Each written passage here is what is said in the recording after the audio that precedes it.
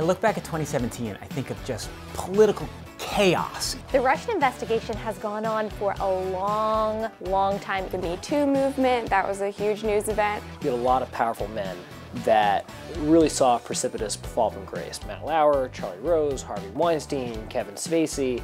The list is long, it is luminous, and it was shocking. I feel like I'm gonna need a drink after this. 2017 is a little bit like the scene in a movie where, you know, you fought the battle, you think you're done, and then like over the hill comes an army 4 times the size. Think about all the mayhem around the Trump White House and America's kind of retreat from the rest of the world, dropping out of the Paris Agreement. Fake news is everywhere. 2017, hard unsubscribe. Like, could not hit unsubscribe fast enough. It's spam, it's marked as junk, I never want to get it again, goodbye.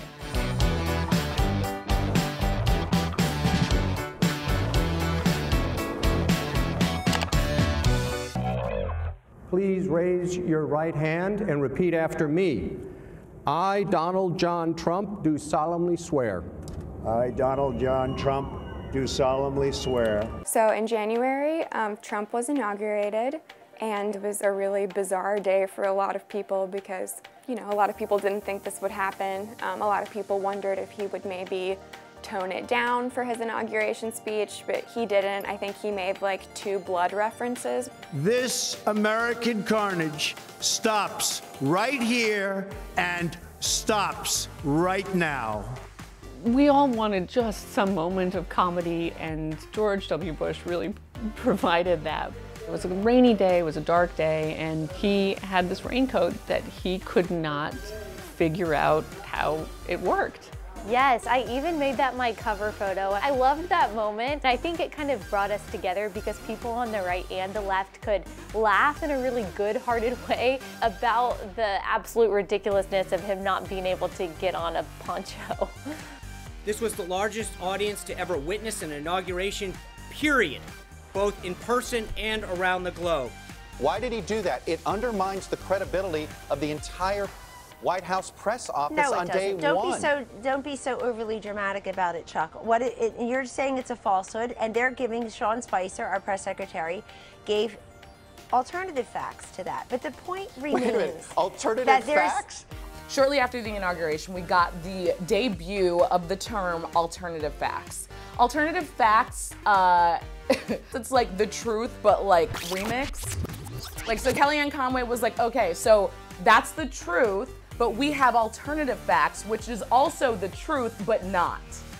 It used to be that there was the truth, and that was the thing that had happened. And now we have this strange thing where anything that the media reports isn't necessarily the truth. It's a set of facts, and then I think Kellyanne Conway came up with this term for facts that the administration wants to have that are different. Well, I know Kellyanne, so let me say this. I know what she was trying to say. It didn't come out the best. But here's what she was trying to say. That if you're looking at an issue, there's 10 things that might be true. And one side might only talk about 5 things that are true, and the other side might talk about 5 things. So what she's talking about other facts that aren't being talked about. That's what I think she meant. I'll give her a little bit of a mulligan on that, but wasn't her best soundbite. No one had numbers because the National Park Service, which controls the National Mall, does not put any out. That's what you guys should be writing and covering. That this, instead of sowing division about tweets and false narratives. If you have to have Sean Spicer as the press secretary, thank goodness for Melissa McCarthy to make it worthwhile. Settle down! Settle down! I know that myself and the press have gotten off to a rocky start. Like, for someone whose job is to communicate and be a public speaker, he sucked at it. Like, he couldn't communicate and he couldn't publicly speak. Melissa McCarthy just nailed it. She got his complete unhindered id, basically this rage that he just had for everybody. And they gave her a podium that moved around so that she could basically physically attack all the reporters, which I'm sure is something that Sean Spicer would have just loved. It is the top of the hour, and we want to take you to D.C. We've been monitoring the Women's March coming out of Washington and across the entire world. They were expecting about 200,000, and organizers tell us there were about 500,000. Well, the Women's March was an incredible and powerful thing. I wish it hadn't had to exist, but I'm so glad that it did exist. It was basically the women of America just gathering together for the purposes of claiming that we are here and we are a group that has to be paid attention to in a way that it really felt like this administration was not. It was this really powerful moment that brought literally hundreds of thousands of people together. Kind of insane that we had to have an activism group just to say that women deserve attention and rights and fair treatment. We're not taking this crap anymore. Like, we're going to stand up for ourselves and we're gonna fight, and we don't care how you see us or how we're described. We're just going to get what's ours and what we deserve. I feel like it was a great precursor to women coming together again at the end of the year. The way that sexual harassment, gender dynamics have become something that we talk about every day. Part of the reason is the reaction to Trump, and then the Women's March, and then all of these things that built from it. You can't say definitively today that guns shouldn't be in schools? Well, I will refer back to Senator Enzi and the school that he was talking about in Wapiti, Wyoming. I think probably there, I would imagine that there's probably a gun in the school to protect from potential grizzlies. She said that people need guns in schools because grizzly bears might show up. I know when I was in elementary school, I often opened my locker and there was a bear inside, and I thought during those times, what if I had a big gun? I think she admitted she was not as well prepared as she should have been. I know Betsy, I think she's doing a great job. Probably wasn't the best moment for her. Some senators definitely got her on her heels. I remember I got on Twitter and I saw Betsy DeVos and grizzly bears were trending, and I was like, oh, so this is what the day is gonna be. This is what we're getting into this morning. President Trump signed an executive order today he says will keep out Islamic terrorists. The president's executive action will implement what he calls extreme vetting of immigrants. Measures to keep radical Islamic terrorists out of the United States of America. We don't want them here. The travel ban, I'm glad you called it that, because some people call it other things, but it totally isn't. Trump suddenly announces that, he's gonna ban, not Muslims, but he's gonna ban people from 7 predominantly Muslim countries. And there is an uproar. Pandemonium was let loose, to say the least, and there was the famous scenes at the airport where people were rallying and trying to block. The ACLU filed lawsuit. Lawyers showing up to help people who needed it or were having trouble traveling or getting where they needed to go. It was an interesting American moment. Her name was a bit longer than most, but in the 1970s, she only needed a one-word introduction. Mary. Mary. Mary. Mary Richards may not have shattered the glass ceiling, but she sure opened the door, and millions of women followed her in. When I found out that my icon, Mary Tyler Moore, had died, I was so sad and so shocked that I threw my imaginary hat into the air in memoriam. She was one of the funniest people that's ever been put on this earth. She has such a legacy. She is such an inspiration for women, for working women, for comedians. Her reach is so far, and to lose her is horrible. And someone please check on Dick Van Dyke, because if we lose him too, I will be really sad. The Trump administration faces a high-level shakeup after less than a month in office. The president's national security advisor, General Michael Flynn, suddenly resigned late last night. After just 22 days on the job, General Michael Flynn abruptly stepped down from his top national security post. In his resignation letter, Flynn blamed the fast pace of events during the presidential transition for causing him to, quote, inadvertently leave out key details of phone calls with the Russian ambassador prior to inauguration. General Flynn admitted he didn't tell Vice President Mike Pence and other officials everything about those discussions. He is the shortest-serving national security advisor now in modern history. So Michael Flynn is going to go down as one of the signature characters of the early Trump administration. He goes on stage, the RNC, lock her up, right? He's a general, right? And we're supposed to trust generals in this country, and he seems dynamic. Heavy focus of the Russia investigation. We don't know yet how involved his involvement with Russia is. We do know he was registered as a foreign agent under Turkey and Erdogan, which is not acceptable, obviously. Wait a second. What exactly is he doing? Who was he talking to in Russia?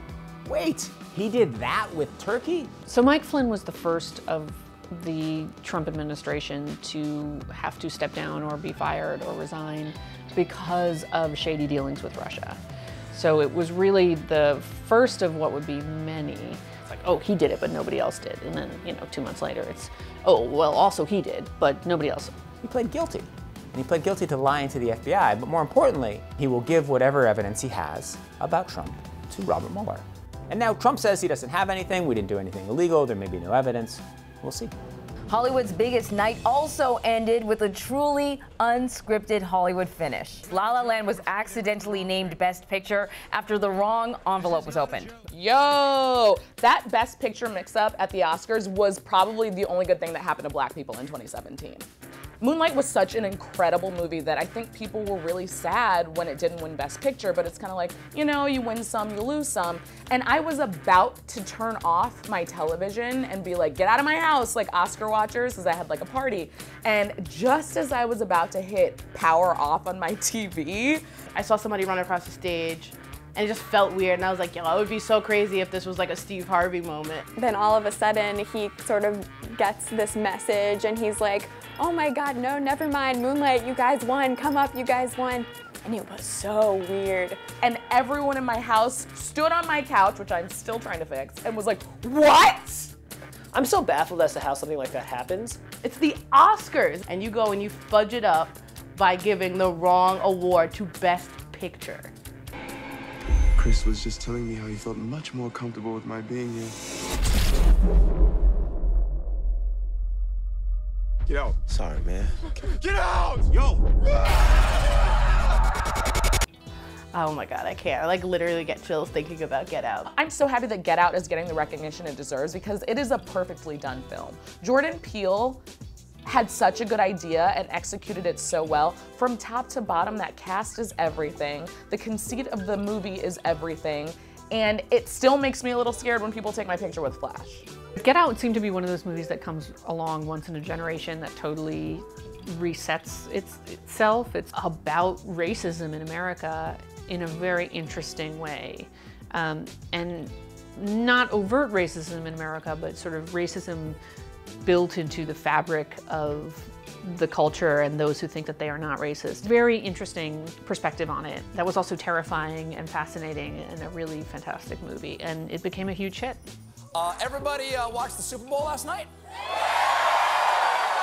Hell of a game. Biggest comeback in Super Bowl history. The Falcons were running away with it. I almost turned it off. It was 28-3. Then in the third quarter, FBI Director James Comey announced he was opening an investigation into Matt Ryan's emails. Patriots go down 28-3. Everybody's despairing. My kids are like, we're not gonna watch. I was like, just watch. Tom Brady, it definitely proved that he is the greatest of all time in this past Super Bowl. And the Falcons, it was a terrible time to be a Falcons fan in the second half. You suddenly see this team that I like because I'm from Boston, but I also like because of the way they're coached and the discipline they have. And I actually like Tom Brady and his diet, and he drinks 12 gallons of water and eats only broccoli. I like seeing a guy like that succeed. Did Tom Brady win or did the Falcons lose? I mean, that really comes down to, I guess, what kind of fan you are. I know you're not supposed to root for the team that's already won 4 Super Bowls. You should root for the underdog, but I thought it was amazing. And I'm sorry to the rest of America because I know everybody else hates the Patriots. Well, Housing and Urban Development Secretary Ben Carson is facing some backlash after referring to slaves as immigrants. That's what America is about. A land of dreams and opportunity. There were other immigrants who came here in the bottom of slave ships, worked even longer, even harder for less. I gotta thank Ben Carson because he informed me that I am actually the descendant of immigrants. I always thought I was a descendant of slaves, but it turns out my slave ancestors were immigrants, according to legendary doctor and not historian, but Housing and Urban Development Secretary Ben Carson. Ben Carson, what are you thinking? He's a brain surgeon, and yet he says these completely oddly dunderheaded things. Immigration definitely has to imply like the willingness to leave, like to come to a new place. There was no willingness there. But they too had a dream. They had a dream of not being slaves.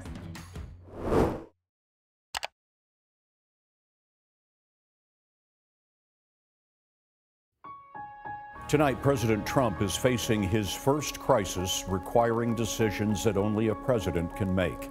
Tonight, the Pentagon is presenting Mr. Trump with options for a U.S. strike on the Syrian regime, a response to that nerve gas attack this week that killed more than 80 Syrian civilians.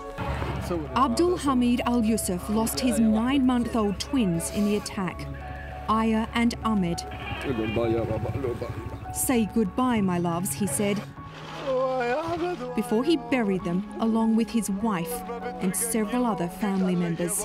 There's certain photos that come across that really wake you up to the realities of what is happening in other parts of the world, and that was a photo that really broke your heart. So one of the saddest things is what happens with Syria, where we forget about it and we don't talk about it. And there's no news from Syria, and we don't really know what's happening in the world.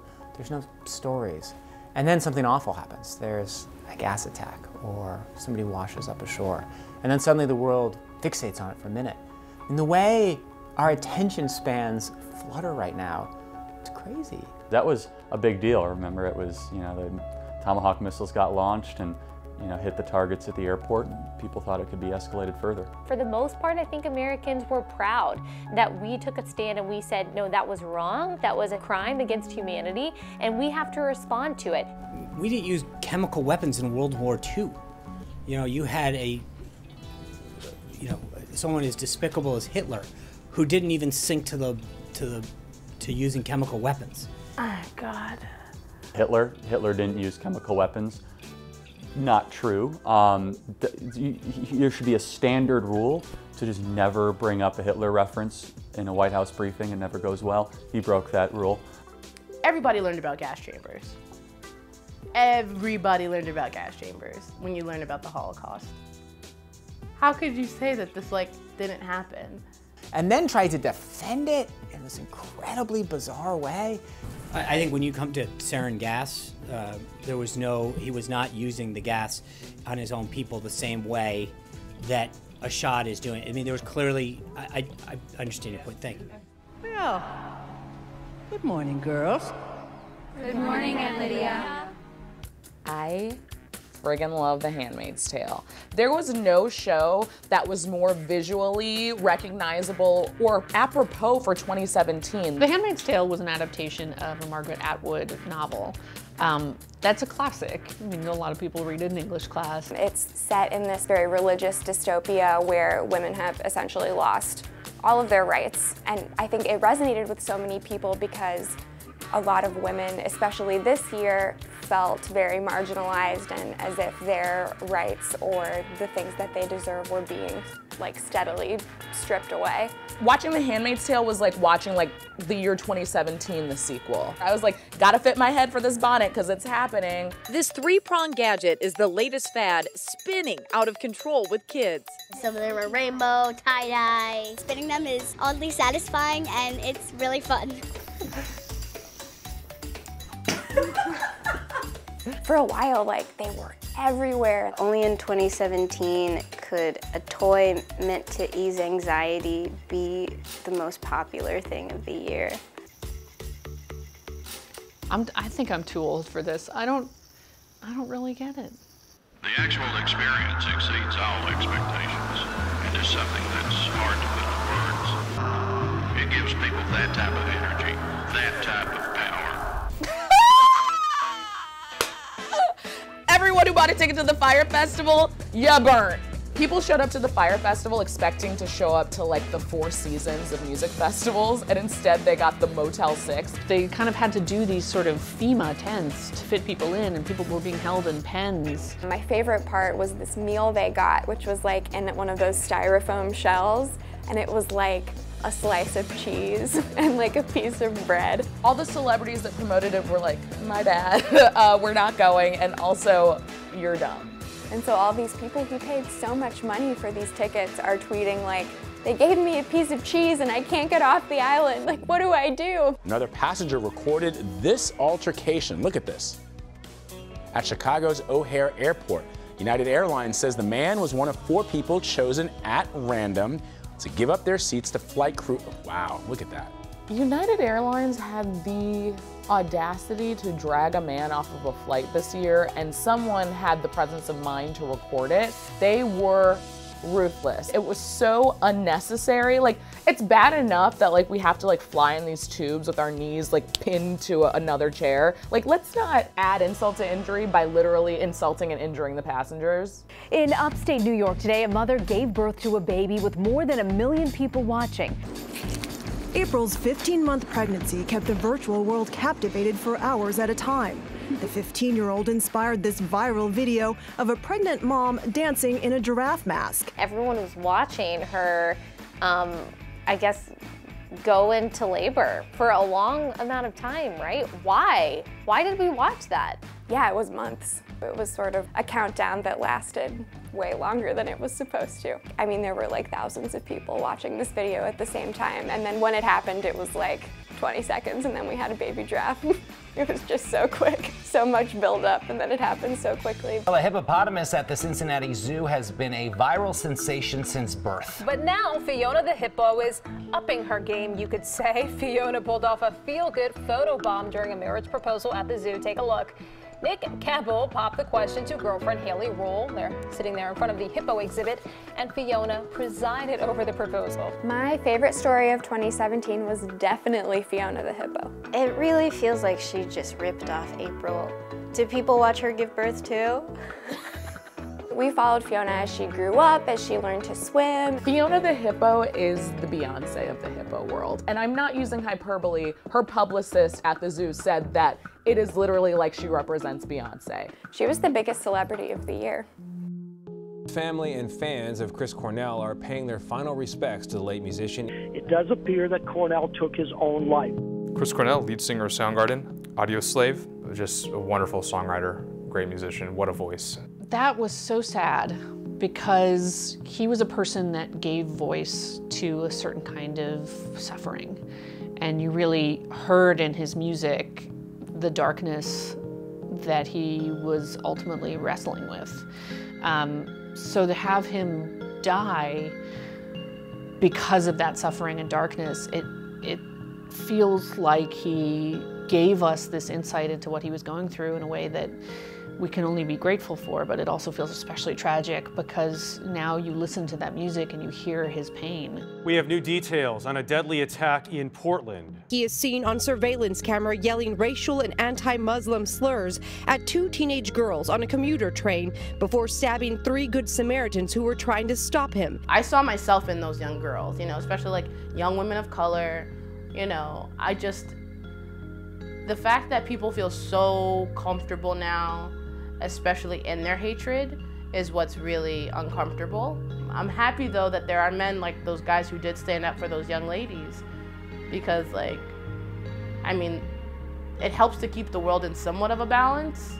That, as horrible as that guy was who's berating these young women, for every one terrible person, there's at least like 3 good people that are trying to combat that divisiveness and that hatred. We begin tonight with a developing story in England, where there was a deadly explosion at an arena in Manchester, where the American pop singer Ariana Grande was performing. The chaos began just as the Ariana Grande concert came to an end. Video posted online shows people running to escape in what concertgoers described as a stampede. Parents were waiting outside the arena to pick up children when they described hearing several explosions. 22 people, including children, were killed in this bombing. Officials now say 119 people were treated at hospitals. 64 of them are still hospitalized at this hour. The Manchester concert bombing was super, super shocking and super sad. The fact that people, and mostly a lot of kids and teens, were just living their lives, going to see a concert with their friends and with their family, and that they were met, at the end of the concert with this horrific bombing. It was so hard to watch. It's tough because people aren't safe anywhere, but you can't stop living your life. A national fraternity at Penn State University is suspended after the death of a student. Timothy Piazza's family has not seen the video that, according to the grand jury report, shows fraternity members carrying Piazza's limp body upstairs, smacking him in the face and pouring liquid on him as he goes in and out of consciousness for hours. Heartbreaking for the parents. You send your kids to school, that's not how it's supposed to end up. It seems like every year when rush comes around, there's another death or severe injury or hospitalization. I think that it's an epidemic that's happening on college campuses, and it has happened for a long time. So the Penn State one was especially brutal because it was really a death by neglect. Not only did he have that much alcohol, he then fell down a flight of stairs and lay at the bottom of the stairs for hours.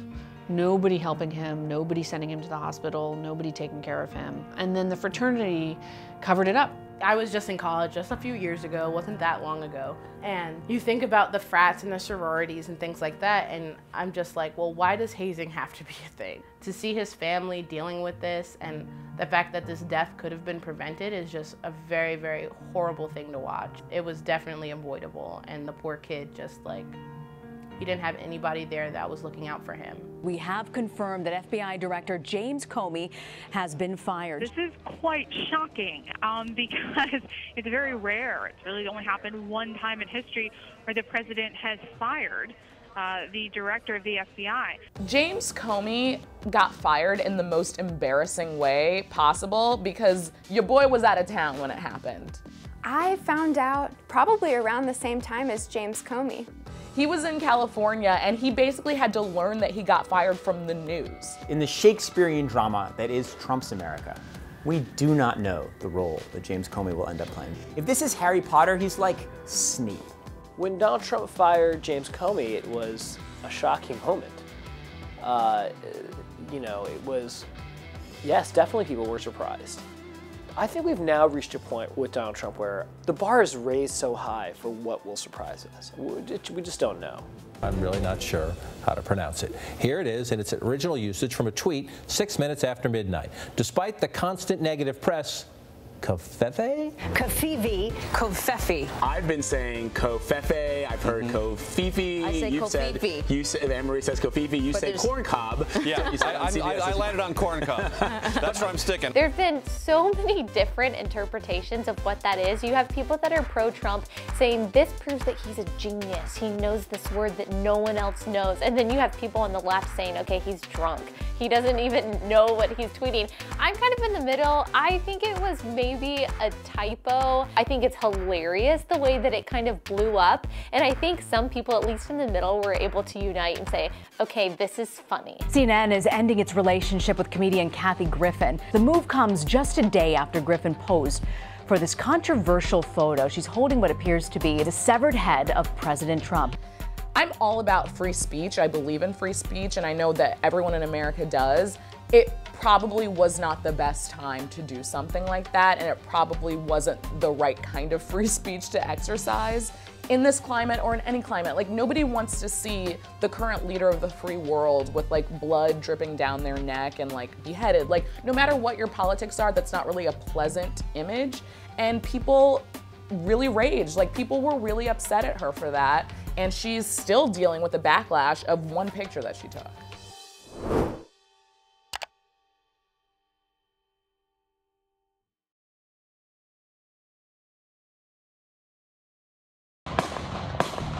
Gunfire pierced the air for 10 agonizing minutes as James Hodgkinson opened fire. Emergency crews rushed injured House Majority Whip Steve Scalise into a helicopter after a shooter opened fire during an early morning baseball practice for congressional Republicans. Because it feels like the level of rhetoric, violent rhetoric, and tension is really at an all-time high in our country.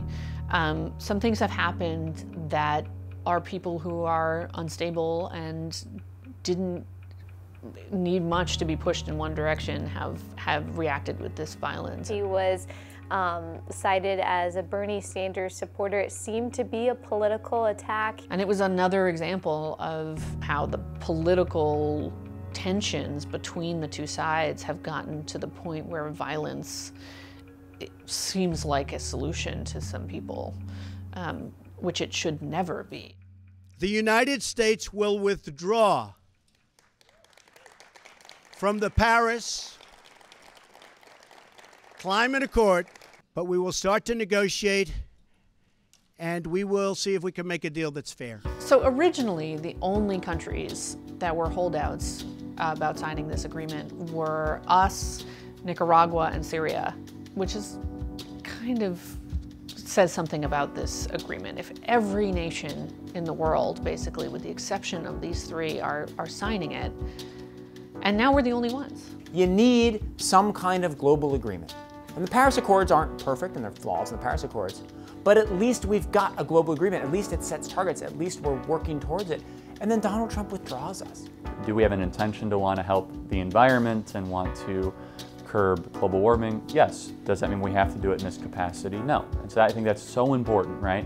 So what does it say to the rest of the world? I think it should say, you know, we're not going to be beholden to an agreement that I think mischaracterizes a lot of U.S. domestic natural gas and coal and fossil fuel output on behalf of other countries that we know are not going to comply. President Trump ran on an America First agenda, and I think pulling out of the Paris Climate Accord was really evidence of that.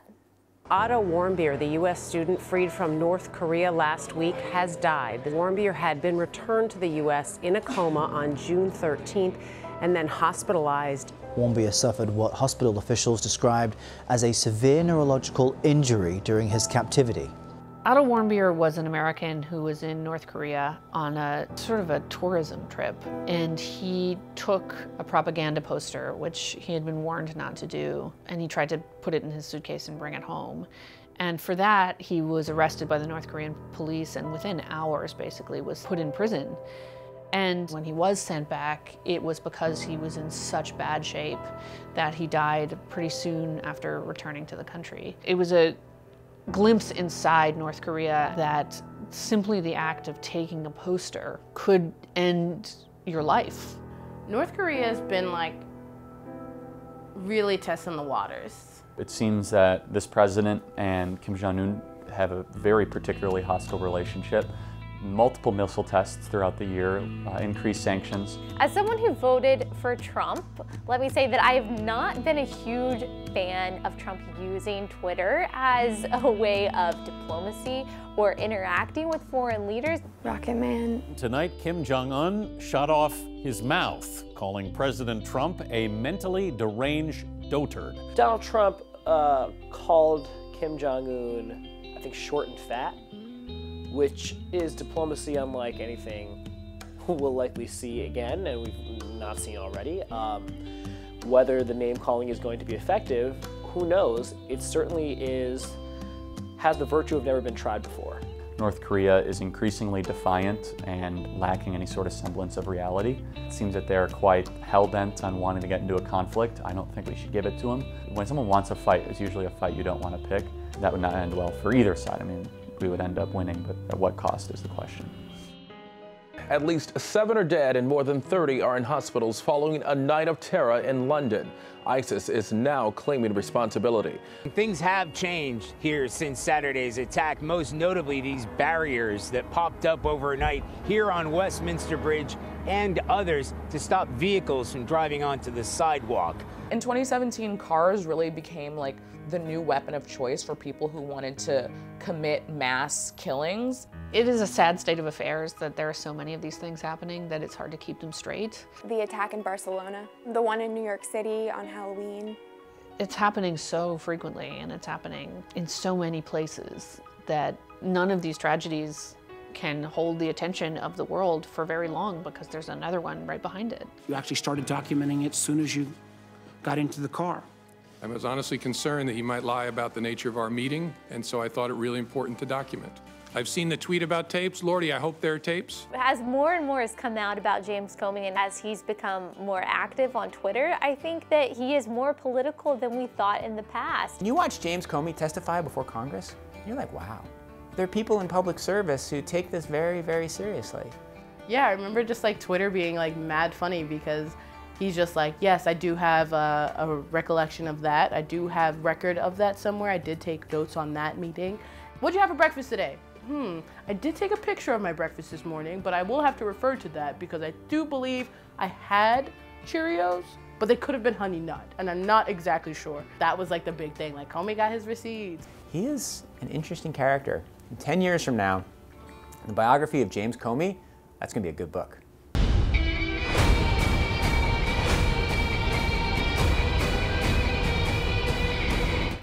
So many bad things happened to women in 2017, and Wonder Woman came in and took us all in her arms and said, it's gonna be okay.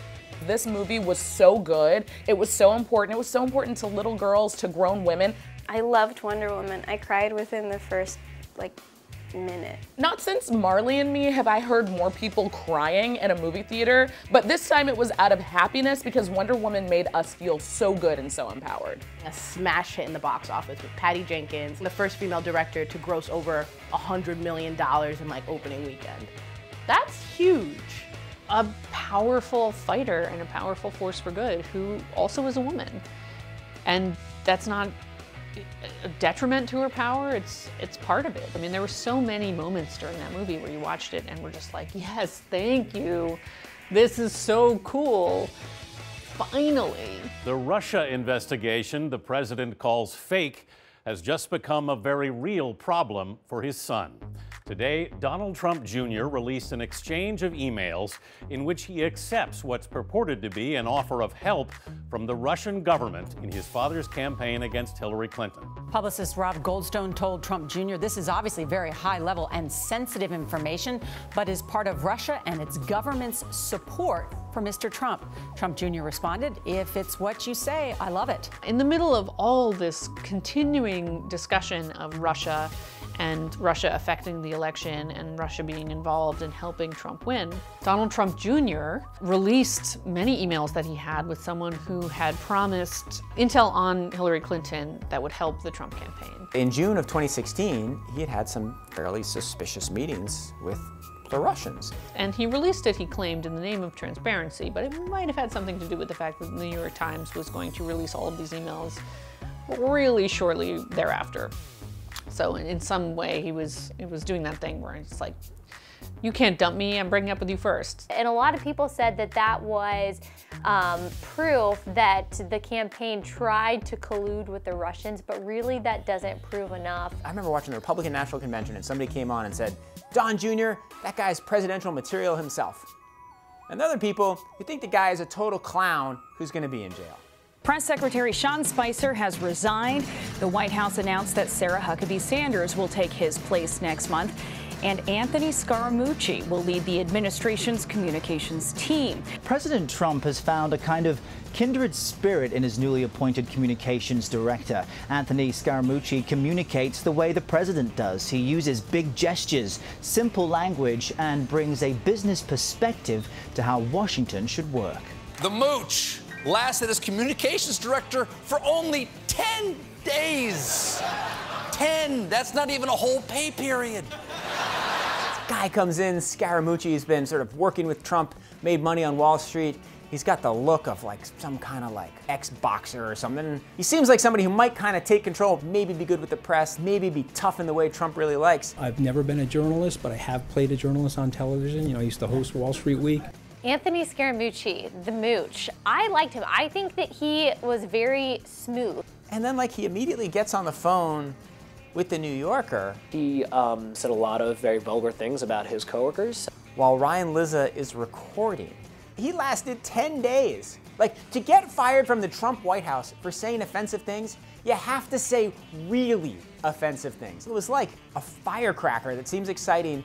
You light it, it kind of goes wrong and blows up the table around you and then goes out. While most Americans were sleeping, the 7-year Republican battle to repeal and replace Obamacare died on the floor of the United States Senate. In the wee hours of the morning, Senate Leader Mitch McConnell said he had exhausted all options. This is a disappointment. Ms. Murkowski. No. Alaska's Lisa Murkowski and Maine's Susan Collins were the first to buck their party, as they have all week. Thank you, Collins! That left Arizona's John McCain. He flashed a gasp-inducing thumbs down. Devastating McConnell, as Democrat Chuck Schumer shushed his elated troops. Over the summer, we saw the Republican Party finally get serious about some version of a health care repeal. President Trump and his minions are treating their new healthcare bill like a friend who wants you to listen to a song, and if you don't like it, they're like, no, but just listen to it again. It's like fetch. They keep trying to make Trump care happen, and it's not gonna happen. Trump says we're gonna get rid of Obamacare, and it seems like they're so close. They keep getting close, and they try once. It doesn't quite get through the Senate. They try twice, it doesn't quite get through the Senate. They try again. And then finally, there's the climactic moment. It happens at like 11 o'clock at night, and they're one vote away from kind of nixing Obamacare and doing what the Republicans have been saying they're going to do since the day it came through. And then here comes John McCain. McCain, right? I respect John McCain a lot, and I think he's someone that chooses principle over party. I do think that he was wrong in that decision. He voted no, and he totally sank Republican efforts to knock away Obamacare. It was like one of those basketball games where some surprising person hits the three-pointer with the team down by 2 and the clock running down to 0.00. It was just a crazy moment, and whether you're on the team that won or the team that lost, the drama was wild. R. Kelly at the center of explosive allegations. At least 2 sets of parents reported the 50-year-old singer to police. One set of parents claim it was as if their daughter was brainwashed. BuzzFeed News cites 3 more sources who claim that 6 women live in properties rented by Kelly, and he allegedly controls every aspect of their lives. Is R. Kelly's music so good that we would ignore the fact that he has women allegedly captive? I'm not understanding why. I'm not understanding how people could hear the incredibly detailed and horrific allegations against R. Kelly and still be like, still like his music though. The music industry today is remembering the life of Linkin Park lead singer Chester Bennington. He was 41 years old, and the artist was found dead in his Los Angeles home yesterday. Authorities are investigating his death as an apparent suicide. Chester Bennington was definitely like one of my favorite artists. Linkin Park was my favorite band, and I mean, is my favorite band. I remember I was sitting at my desk when we heard that Chester Bennington had committed suicide, and I had to like leave my desk to like go cry in the bathroom because I remember listening to Meteora and Hybrid Theory like all the time when I was growing up. He was really like a big part of my life growing up. And I know that for a lot of millennials and a lot of young people, that was really, really hard to come to terms with, is that there was so much pain in somebody that brought me so much comfort. In his inaugural address, President Trump said, when you open your heart to patriotism, there's no room for prejudice. But today, the commander-in-chief decided there is no room for patriotic transgender Americans willing to serve their country in the U.S. military. So Trump announces that he's going to ban transgender people in the military, which is a big deal, right? Transgender rights are a huge issue in America right now. You know, a lot of us have transgender members of our family or transgender friends, you know, and it's something that's becoming very prevalent. And then suddenly Trump announces that he's going to ban transgender people in the military, and he does it on Twitter?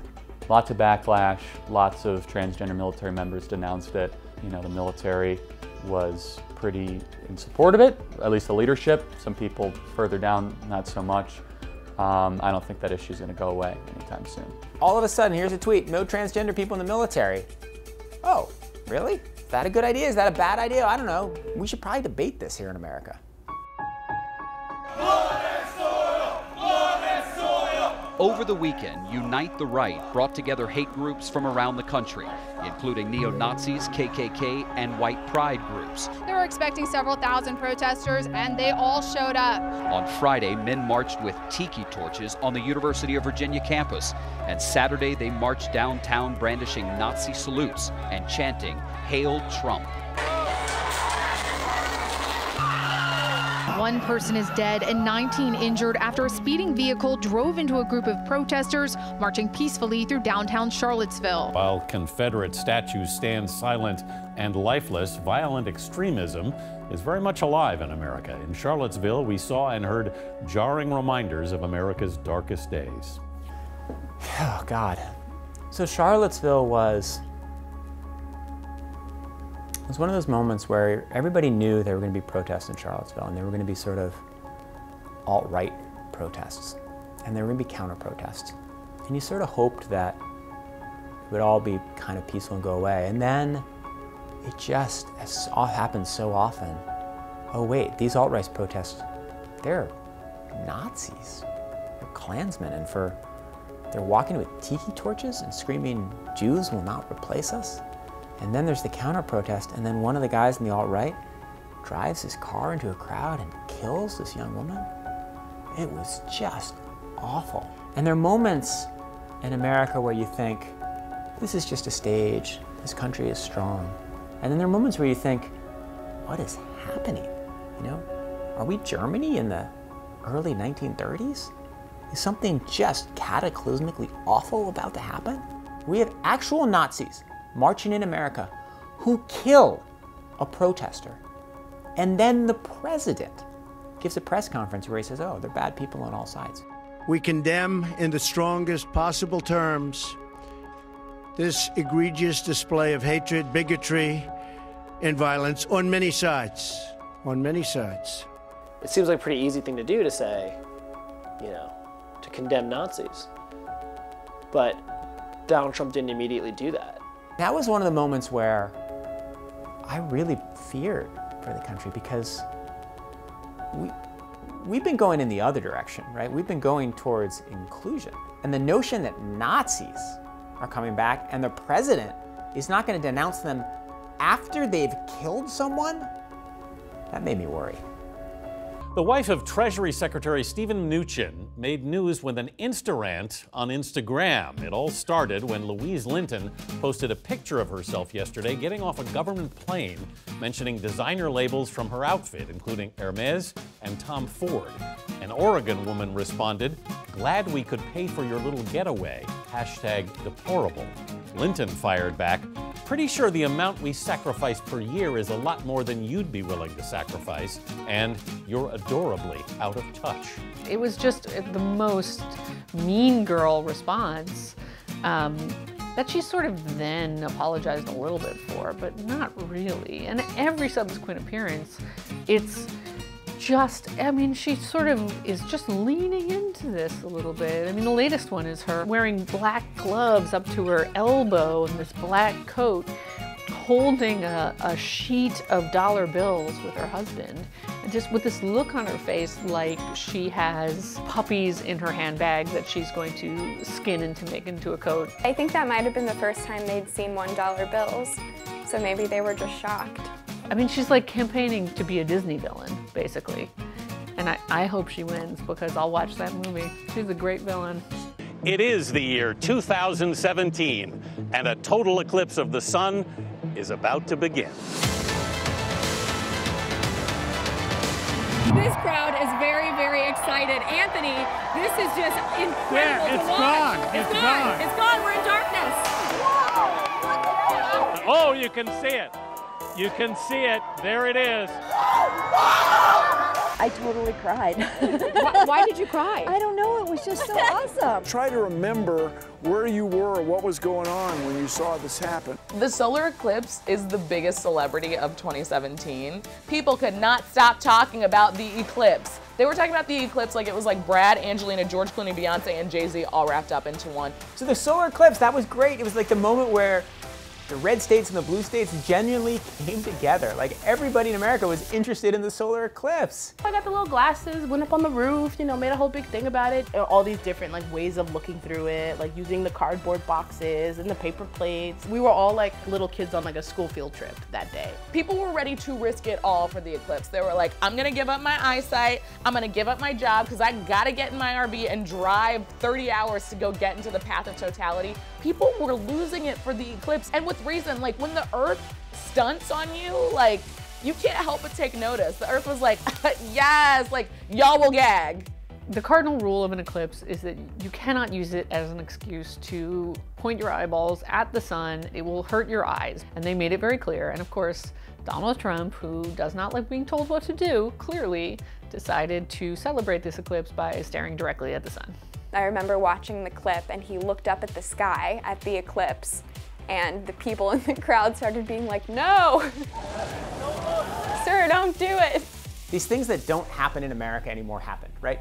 People coming together across lines. Like, there's nothing to argue about the solar eclipse. It's cool. Secondly, science, right? Actually caring about science. You know, it's the rare pop culture moment where people are genuinely interested in learning about something. That's good. We haven't had that in a while. Video inside the eye wall of Hurricane Harvey shows the power of a Category 4 as it barreled into the Gulf Coast last night. Wow, super strong winds right now. Overnight, Irma continued its slow crawl north across Florida. The communication has been cut. Power is out. Folks here aren't even able to reach relatives. I know that leaders aren't supposed to cry, and especially not on TV. But we are having a humanitarian crisis. We had Harvey, and then we had Irma. And Maria. We had total devastation in the Caribbean. We had total devastation in Puerto Rico. Total devastation in Houston.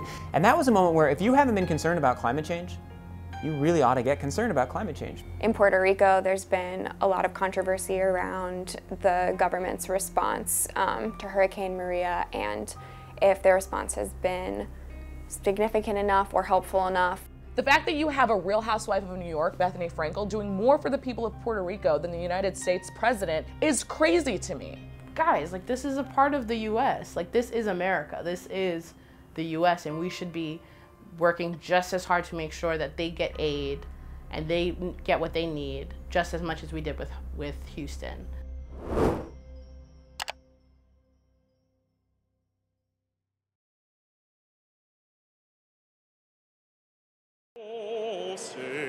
Can you see?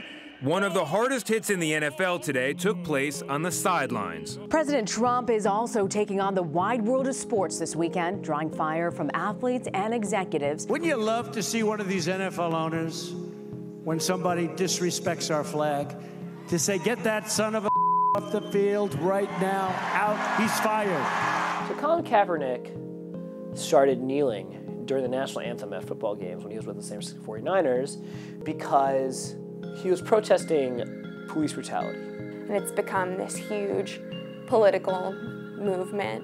There are those that think that to kneel is anti-American, and then there are different people that think to kneel is pro-American. You know, to kneel is actually saying this is America. I'm a defender of the First Amendment. I believe in a peaceful protest, but my personal opinion is that there is a better way to protest than disrespecting the men and women who have fought and died for our country. And you know, these players can say over and over again, well, that's not what I want to do. You might not want to do something, but that is what you are doing. All these right-wing politicians got it so twisted and decided to twist the narrative into something that was anti-American, anti-troops, anti-flag, and then you have the president calling players who are kneeling out of respect for people who lost their lives and out of respect for people who shared their skin color and saying that they're sons of bitches. That is the most disrespectful thing to the country that I could think of. Football games are where we're going to have our debates about free speech in the United States of America. And not only that, but the president is going to be on the side of shutting down speech, and offensive linemen are going to be on the side of free speech. It's kind of bizarre, but that's 2017. Hugh Hefner died last night of natural causes at the Playboy Mansion. He was 91. Well, he certainly changed the magazine culture. He changed the American sex culture, if you will. But that came with some controversy. Back in the day, there were a lot of protests about how women were portrayed in the magazine. Bedroom doors in this country were firmly closed, and then Hefner pushed them open. Sex is one of the best things on this planet. I think we need to get our heads around that fact. The reaction to Hugh Hefner's death just was interesting culturally because it was almost like a split on whether he should be honored or reviled. He left behind a really complicated legacy. I think some people see him as a sex-positive icon, and some people see him as someone who exploited women. And if you think about the times that we live in now with women and the MeToo movement, I think society as a whole, you know, is very split on what his legacy is and what his legacy should be. Some sad news. The United States men's soccer team will miss the World Cup after losing to Trinidad and Tobago. Well, I know, yeah, but of course we lost. We had to play against Trinidad and Tobago. That's not fair. I remember going to that at night. I think I was traveling, saying, all right, well, we're good. You know, there have been some hairy moments on the road to qualification, but the U.S. is definitely in. And then I think I was on Twitter late at night and I started seeing all these sort of sad faces and unhappy jokes and people retweeting some announcer who went rogue, and I was like, oh my God, they did qualify? I only get hyped for soccer when they make the World Cup, which has been every year that I've been alive, except I guess now this year, next year. So terrible. I'm super upset about it because who am I going to cheer for? Iceland? It was all very familiar. Millions of Americans glued to their televisions, waiting to hear the fate of O.J. Simpson. Mr. Simpson, I do vote to grant parole when eligible, and that will conclude this hearing. Thank you. I watched OJ's hearing and all I could think was, don't talk to the panel like that. I'm no danger to pull a gun on anybody. I've basically spent a conflict-free life. Like, he wasn't talking to them like someone who wanted them to let him out of prison. He was like kind of indignant, kind of like, you know, flippant, and kind of like he didn't really care if he got out of prison. I was like, does he have like a play that he's in that he wants to stay in for? Because he was not acting like he wanted to get out. And now he's free to walk the world again and probably be put into Congress the rate it's going now. Rock legend Tom Petty has died after suffering a cardiac arrest in his Malibu home Sunday night. Petty rose to fame in the 1970s with his band Tom Petty and the Heartbreakers. The group put out several hits such as American Girl, Stop Dragging My Heart Around, Breakdown, and others that earned them a spot in the Rock and Roll Hall of Fame. Yeah, that was such a blow. Tom Petty always felt like he was kind of like the low-key hero of American music. There's an argument to be made that Tom Petty, you know, and the Heartbreakers are, you know, the greatest American rock band of all time. It's always hard for a lot of people, I think, when a music icon dies because, you know, he was a big part of a lot of people's childhoods, a lot of people's road trips. We've all been at bars when American Girl comes on, or I Won't Back Down comes on, or Writing Down a Dream comes on. And he was such a giant in the industry. He was so much his own niche. When he died, we suddenly realized what a gift it had been to have him in the first place and what a loss that would be. As the gunfire erupted, police raced toward the scene past the fleeing crowd. We're seeing local flashes in the middle of Mandalay Bay on the north side, like one of the middle floors. Be advised, it is automatic fire. Fully automatic fire from an elevated position. Take cover. We can't worry about victims. We need to stop the shooter before we have more victims. Anybody have eyes on this shooter? We're shocked, horrified, completely dumbfounded. The shooter's brother, Eric Paddock, shed no light on a possible motive when he spoke with reporters outside his Orlando home. No religious affiliation, no political affiliation, no, he just hung out. I could have sworn we had deadliest shooting last year. And I was like, damn, is it gonna be like every year somebody's trying to top the deadliest shooting in America? The Las Vegas incident really brought to light again for, you know, the millionth time, the issue of gun control in this country. I'm very big proponent of the Second Amendment. Definitely sympathetic to a bump stock ban. Don't quite understand why those are accessible in the open market. We're still trying to figure out who he is, what his motive was. So much has been hidden, and we've kind of brushed it under the rug. It starts to feel like a broken record, you know, something tragic and horrible and ultimately preventable happens. If this person hadn't had access to those guns, then, you know, it wouldn't have happened. It really can't be overstated. I was like at a loss. Like, I can't believe we're doing this again. The same tags, the same news headlines, literally. Hollywood producer Harvey Weinstein is taking a leave of absence after a New York Times report uncovered a long history of sexual harassment allegations. In the New York Times Tuesday, Angelina Jolie and Gwyneth Paltrow say Weinstein harassed them early in their careers. And Academy Award winner Mira Sorvino told the New Yorker she was harassed as well. The Academy of Motion Picture Arts and Sciences voted today to expel Harvey Weinstein. More than 30 women have accused the movie titan of sexual harassment or assault. The Academy is calling for an end to the industry's, quote, shameful complicity and sexually predatory behavior. The Harvey Weinstein scandal sort of started like the same way that a pot of water starts to boil. At first there were like little bubbles and like you sort of heard things about it. You heard maybe there was a New York Times article coming out, and then all of a sudden it boiled over in a way that I don't think even he expected, and he knows what he did. Once there was one, there were then Many. Louis C.K., James Toback, Al Franken, Jeffrey Tambor, George Takei, Jeremy Piven. And then there's Matt Lauer. We also saw Bill O'Reilly.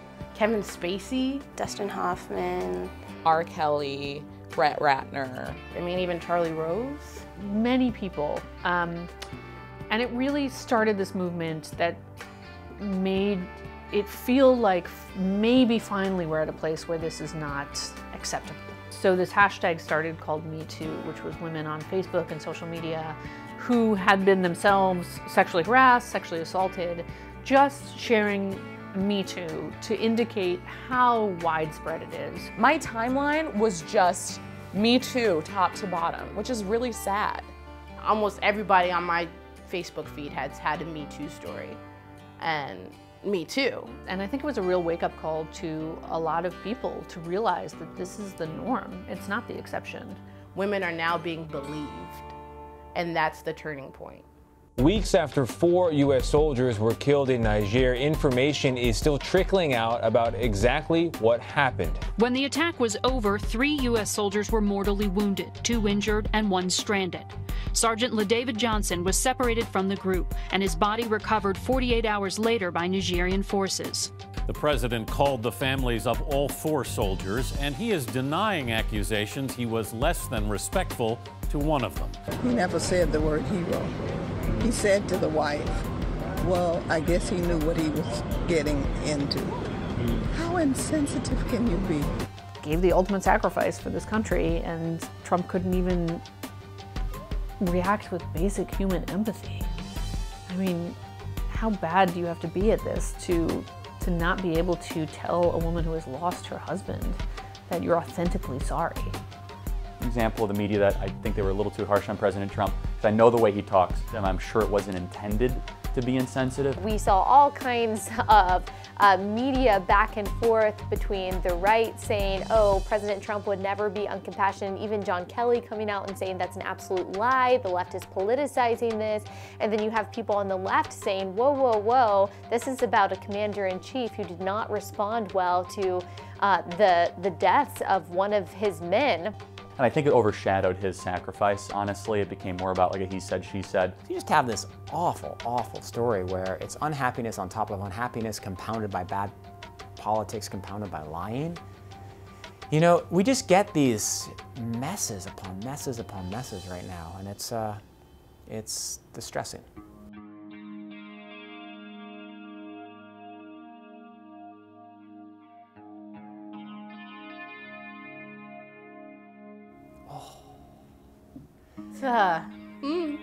So I definitely did see that, and my heart sinks with that kind of stuff because I'm like, you're done. It's the first quarter of the first game. The best player, so excited in Boston, right? Goes up and he's like inside, he bumps. It's not even a foul, and he comes down and it's like his leg or ankle snaps in half. People were crying on the court. The other players reacted with shock and horror, much like the fans and everybody watching on TV did. I mean, I remember Dwayne Wade got down on one knee, and players gathering around each other. There was a palpable level of shock and horror. Watching it, you just visceral pain for this guy who's at the peak of his athletic career, who wasn't doing something crazy. You know, he didn't blow out his, legs skiing while drunk. He did it while driving to the hoop against Cleveland. That was a egregious injury. It was terrible to look at. Planning is underway this morning for a royal wedding in London. I can't wait. I'm not even invited, and I can't wait. The palace announced this morning that Prince Harry is engaged to his girlfriend, American actress Meghan Markle. The star of the hit drama series Suits. Pretty. Good. You hit on me. She's from the U.S., has an African-American mother, and over 2 million followers on social media. Meghan Markle marrying Prince Harry is being called a 21st century Cinderella story at Buckingham Palace. When I found out Prince Harry was engaged to Meghan Markle, I reacted as if I myself had gotten engaged to Prince Harry, and I was like, what am I gonna wear? What's my room gonna be like at Buckingham Palace? And is the Queen gonna be nice to me? Up until the day they announced that they were engaged, I didn't know anything about Meghan Markle except for that her name was Meghan Markle, and even that was dicey.